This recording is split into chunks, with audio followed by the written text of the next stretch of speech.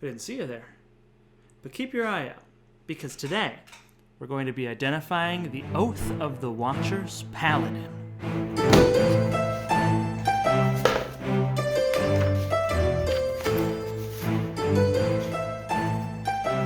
The Oath of the Watchers is a new archetype included in Tasha's Cauldron of Everything.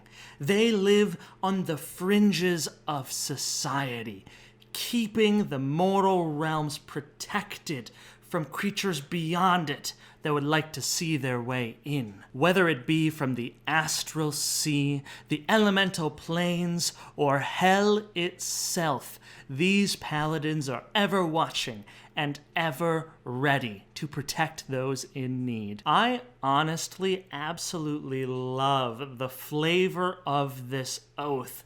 It is so iconic and powerful, and there is so much to draw on here. And the tenets themselves, vigilance, loyalty, discipline, these are such meaty words that are great to draw a backstory from and perfect for edgy characters if you're looking for something to fail at and seek to strive to be better at in the future. Something I did find a little bit silly is that in loyalty, the flavor text there is to never accept gifts or favors from fiends or those who truck with them, which I get it, but it does kind of sound like Paladins of this oath really doesn't trust anybody who goes on road trips with fiends.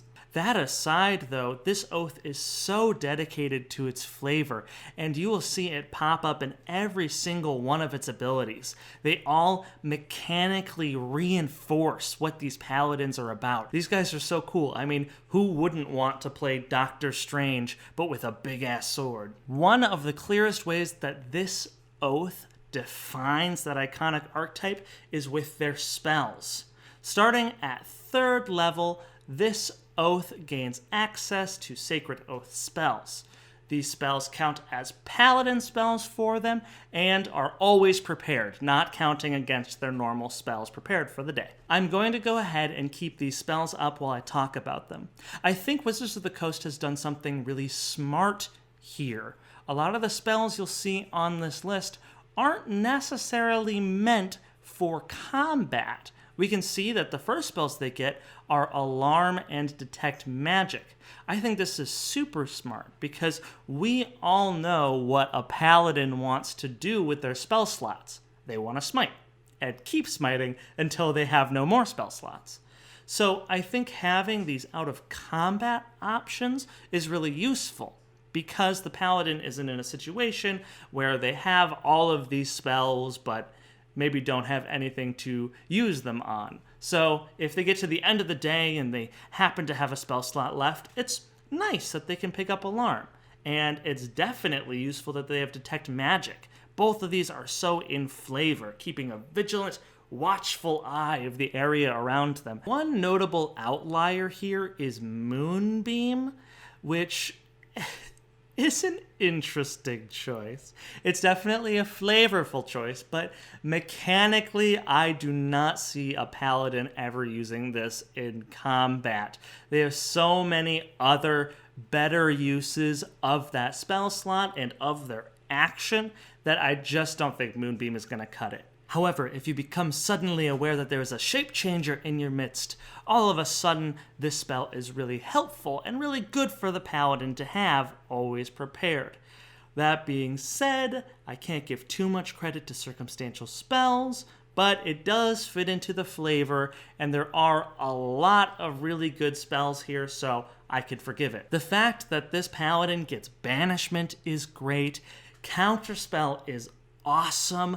I love it, and I think it's especially interesting if you already have a full caster who already has Counterspell. I don't think that this paladin is meant to be the main trump card to spellcasters, but rather I think they're meant as a sort of protective assurance to the spellcasters you have. If your sorcerer is trying to throw a heightened banishment at a bad guy and they counterspell it, your sorcerer could counterspell it, but then what if the counterspell gets counterspelled?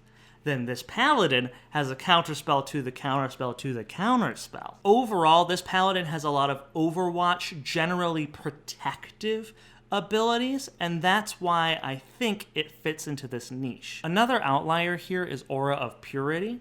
A lot of the conditions that it protects against are actually, for the most part, already protected against by a different ability that this Paladin gets, and I could see the argument that Aura of Purity is there when you don't have your other ability that protects you, but personally, I think that's kind of bad design. I would rather there be a new option in the toolbox rather than one that this Paladin already has and just is assurance that it goes off. And their Catstone spells, Hold Monster is really cool, and Scrying, I mean, it's Oath of the Watchers. Next, we have their Channel Divinity. They get 2, Watcher's Will and Abjure the Extraplanar. Took me a lot of tries to get that right. Try saying that 5 times fast. As part of Watcher's Will, as an action, you can choose an amount of allies within 30 feet of you equal to your Charisma modifier. For 1 minute, these allies have advantage on Intelligence, Wisdom, and Charisma saving throws. As part of Abjure the Extraplanar, you can, as an action, present your holy symbol, and each aberration, celestial, elemental, fey, or fiend within 30 feet of you that can hear you must make a Wisdom saving throw or be turned. Both of these are stupid good. I mean, Abjure the Extraplanar just makes me want to cry in Oath of the Ancients. Like, it is just better than that one and is going to come up more often. Usually, I am the first one to criticize abilities for being too specific, but if you aren't fighting any of that broad scheme of monster types, you still have Watcher's Will. If there is anything casting spells or causing saving throws on the field, this is absolutely the Channel Divinity you should be using. I mean, Wisdom and Intelligence saves, if failed, have the potential to TPK.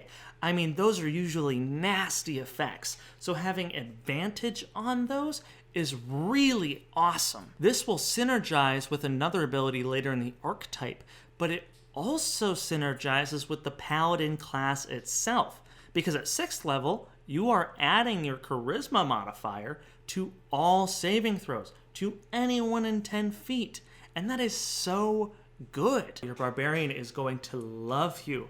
All of a sudden, they are going to get advantage on 4 out of the 6 saves.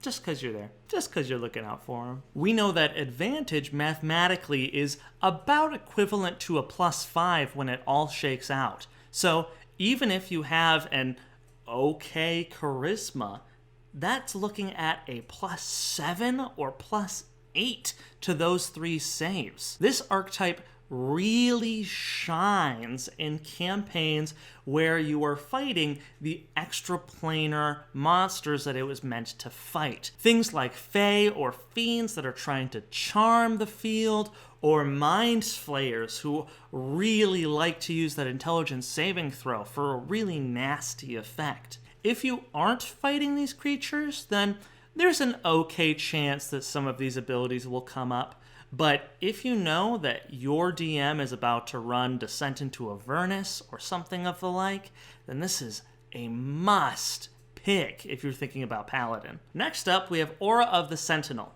At 7th level, when you or any creature of your choice within 10 feet of you rolls for initiative, you can add your proficiency bonus to that roll. Honestly, the usefulness of this ability totally depends on the rest of the party composition. If you have a lot of glass cannons in your party, this can be vital because it is so key for those members of the party to act before other creatures have a chance to damage them and swipe them out of the fight. And you can always be fairly confident that everybody in your party is always going to have this ability, because when are you realistically not within 10 feet of the people in your party if you're going on a dungeon crawl. I think that after turn 1, you're not really going to see the value of this ability anymore, but it is cool. And I also think that it's really interesting that they chose to make this proficiency bonus. Obviously, this is kind of the trend that they have been trying out in this book, where they use proficiency bonus instead of your abilities. However, the level before this, we just got a similar ability that uses your charisma modifier instead of your proficiency bonus, so it just kind of feels like a weird hill to die on. Don't get me wrong, I'm, for the most part, all for this change, but it does seem a little weird design-wise. Ultimately, I think this ability is pretty okay.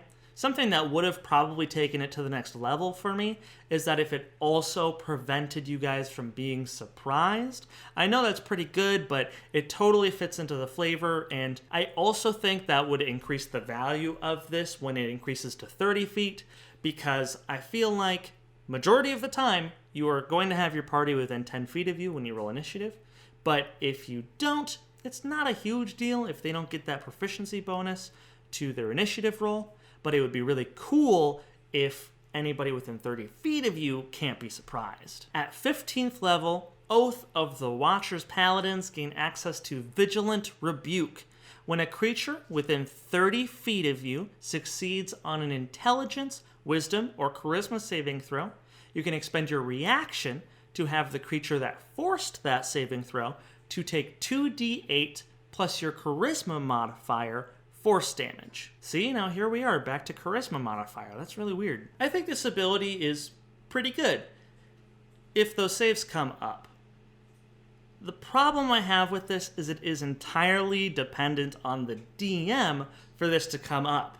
That being said, if you are a DM and you have an Oath of Watcher's Paladin in your party, you need to throw these saving throws at them so that they can see their abilities. The problem with that is if on an unlucky roll, someone still fails their save, now they are under the effects of Hold Person or Charm or Suggestion or something really, really nasty. Now, this does lead to an awesome shutdown moment where the bad guy didn't even get the spell off because the Paladin is really making sure that everybody is making their saves. And then on top of that, they're taking even more damage because of it.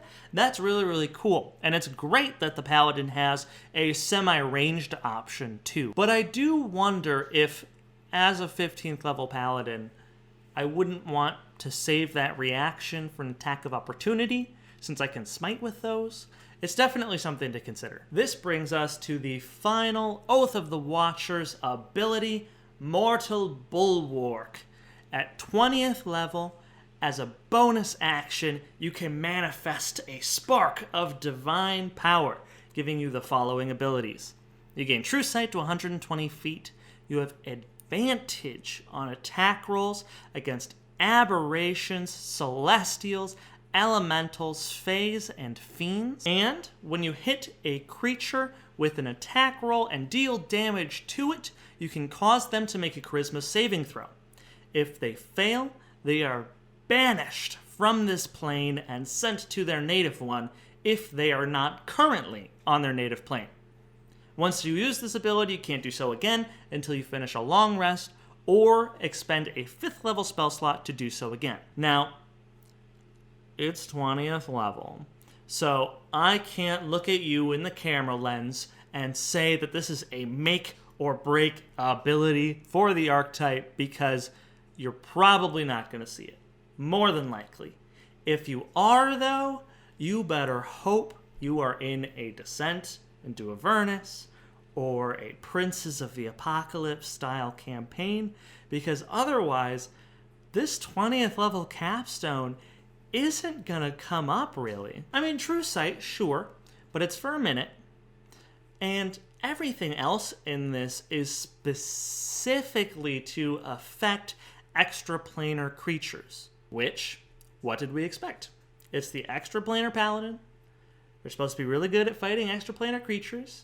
So, here's another ability that makes them really good at fighting extraplanar creatures. And if you're not in a campaign taking down dragons or liches or vampires, I could definitely see this coming up, because this archetype does cover most of the monster types. So you do have a good chance of seeing this, but I do think there is always a danger in creating an archetype specifically designed at fighting one thing. If they aren't fighting that thing, they don't see their abilities at all. And if they do fight that thing, you want to reward them for specializing, so you give them really good abilities, like things that give them advantage on attack rolls, or just straight up banish the creature for free if they hit, as long as they fail that save. And all of a sudden, fighting those creatures is a cakewalk. And I think this kind of brings me to my overall thoughts of the archetype. This Paladin Oath is really good at fighting extraplanar creatures. And if you're fighting spellcasters, it's still pretty good. Things like Watcher's Will and Vigilant Rebuke can come up. Because besides the 20th level ability, I think this Oath has done a pretty good job of not having you so specialized and pigeonholed into fighting that kind of creature. Yes, you will be really good at fighting those extraplanar creatures with the abilities that it gets, but they aren't only effective against those creatures. If you're fighting spellcasters, you are still going to love having advantage on all of your mental saving throws. Adding your proficiency bonus to initiative is always going to come up. This paladin is super defensively powerful, giving you a huge boon on saving throws and allowing you to punish creatures for trying to affect those saving throws. However, I do think that offensively, this paladin does suffer. A lot of the offensive utility that you gain from this archetype are things like Hold Monster, Banishment, and even Moonbeam, but all of those require creatures to be making saving throws against your spell save DC, which, as a paladin, probably isn't your focus. You're probably focusing your attack rolls first, because your smites are your big damage dealers. So this does kind of create a conflict where you want to use those spells, but you're probably not going to be kitted out to use them super effectively. That being said, a lot of the abilities that it gets through the archetype are really, really solid. They do a lot of groundwork here, but some of those spell options and that 20th level ability I wish were a little better. As far as ranking this one goes, it's pretty tough. If you're in a bog standard fantasy campaign, I really see this sitting in the 2.5 to 3 range. I really think you're probably better going with different Paladin Oaths, but there are still some cool things you can pick up through this archetype. However, if you're in a campaign where you are fighting extraplanar creatures, I've got to give this one a 4 Cauldrons out of 5 because it is so good in that instance, and you are going to be sure that almost all of your abilities are guaranteed to come up. How do you feel about the Oath of the Watcher's Paladin? Let me know in the comments down below. If you like this video, consider liking it. And if you like the kind of content we do here, please consider subscribing. This video is actually part of a series. Right now, we are going through Tasha's Cauldron of Everything, examining all of the archetypes and giving our thoughts on them. You can find a playlist to that series up above. Until next time, thank you so much for watching, and we hope to see you on your next short rest.